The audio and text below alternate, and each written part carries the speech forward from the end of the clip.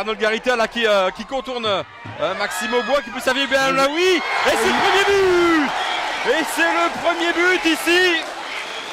But de Bilal El Hamzaoui. Ballon dans l'axe du terrain. Et ce ballon qui est encore une fois récupéré par les Dunkerquois. Paul Arnold Garita qui se joue de Maxime Aubois et qui marque ce deuxième but. Deuxième but Dunkerquois sur ce service de Mehdi Chahiri pour Maxime Aubois, pour Paul Arnold Garita. Et deuxième but pour l'USLD. Garita face à Seguin, Garita qui poursuit, Garita qui a tout enjambé, il y a une solution avec Mehdi Chahiri dans la surface, il va tout seul et il met un troisième but. Troisième but, estampillé Paul Arnold Garita.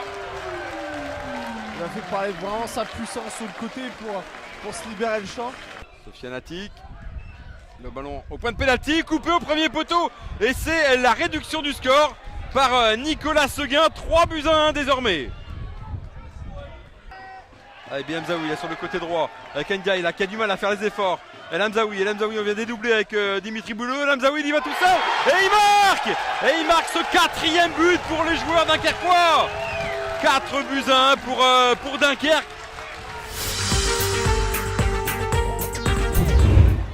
Mais on a vu aussi Chambly dans ses configurations-là depuis le début de la saison, notamment face à Drancy. Mais Chambly savait accélérer quand il fallait. Peut-être que maintenant ça va accélérer.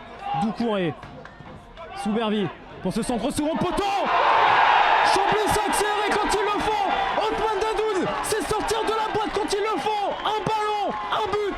C'est tout simplement l'entrée rêvée pour Bruno Luzzi avec ce coaching gagnant 1-0 pour Chambly, 65e minute.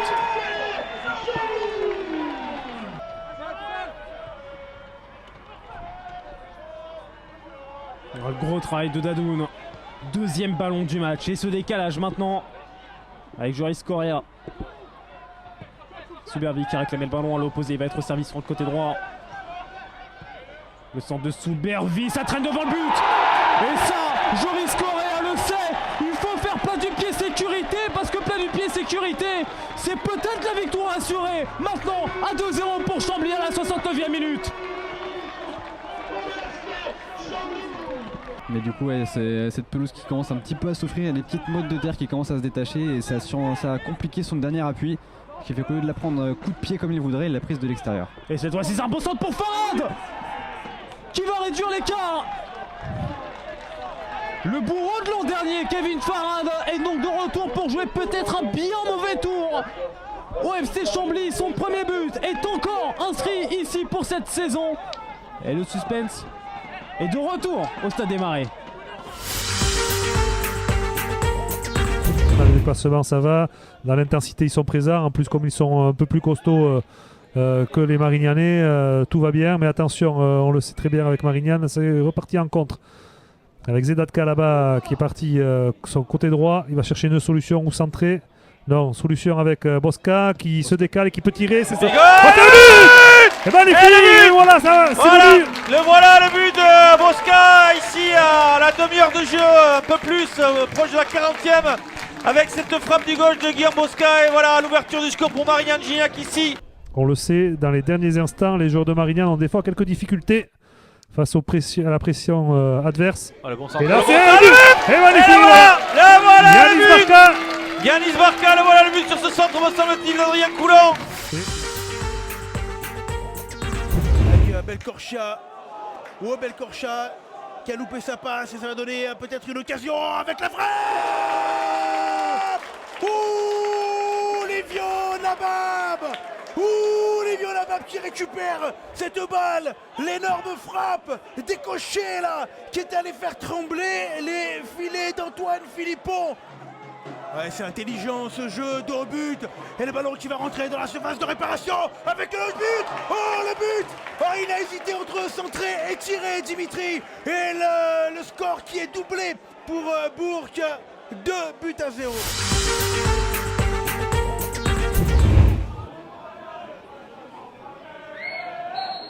Allez, Quentin Boigard pour les Palois.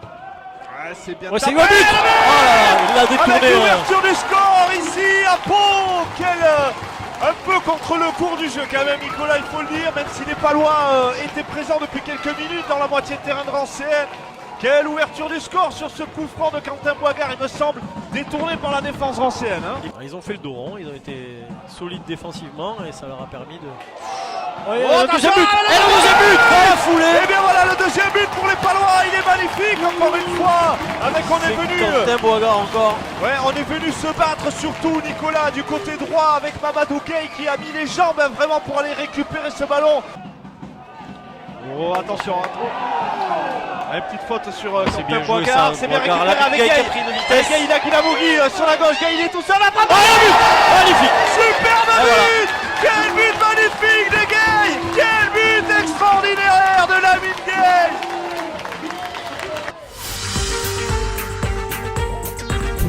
Alexis Aligué, le garçon prêté par le Football Club Nantes-Atlantique. C'est pas terminé avec Gomo qui va essayer de mettre ce ballon dans la surface. C'est parfait pour Stevens qui va se tenter. Et l'ouverture du score pour le Tour SF. Qui ne regardait pas à ce moment-là et s'est récupéré directement. Le centre est juste magnifique. Et Stevens qui mérite parce que Stevens c'est un joueur. Ça peut valoir une place dans l'équipe type du championnat national à l'issue de la saison si c'est comme ça tout au long de cet exercice 2018-2019. Oh le but!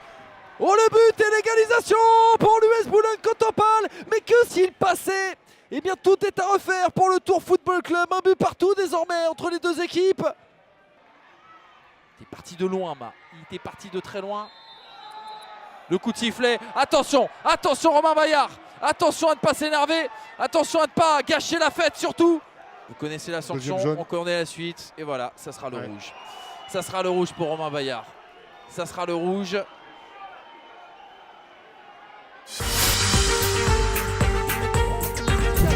Jérém qui va dégager, par l'intermédiaire de son gardien de but.